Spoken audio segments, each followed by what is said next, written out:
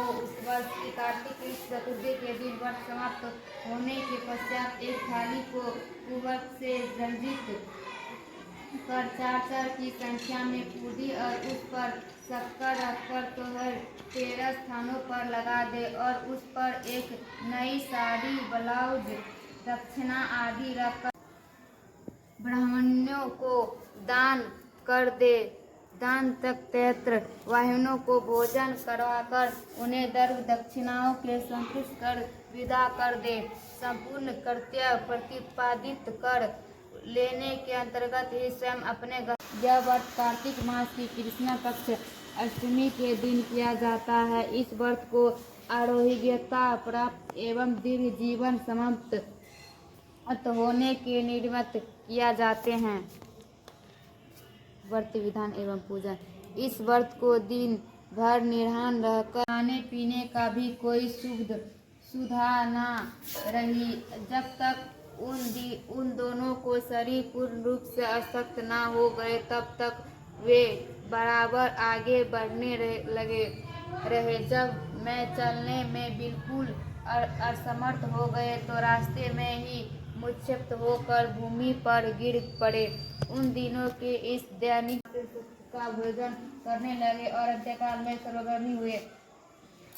एक साहूकार के 7 बेटे 7 बहुएं एवं एक कन्या थी। इनकी 7 बहुओं कार्तिक कृष्ण अष्टमी को रोहिणी माता के पूजन के लिए जंगल में अपने ननद के साथ मिट्टी लाने के लिए गई। मिट्टी निकालकर ग्रस्त पर ही स्वयं की माता बोली कि अब मैं तेरे खोक बांधूंगी, अर्थात अब तुम मुझे मैं शस्त्र विहीन कर दूंगी। उसकी बात सुनकर ननद के अपनी सभी भाभियों को अपने बदलाव को खोक बांध लेने के लिए आग्रह किया, परंतु किसी भाभियों ने उसके शर्त को अपना स्वीकार कर दिया। परंतु उसकी छोटी भाभी ने कभी कुछ सोच समझकर अपनी खोक बांधवाओं की प्रतिक्रिया दिया और उसे